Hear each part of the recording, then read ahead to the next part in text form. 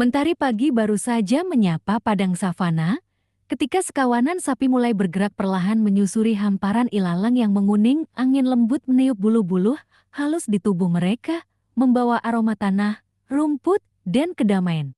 Sapi-sapi itu makan dengan tenang. Mereka tak tergesa, menikmati setiap helai ilalang yang tumbuh liar namun penuh gizi.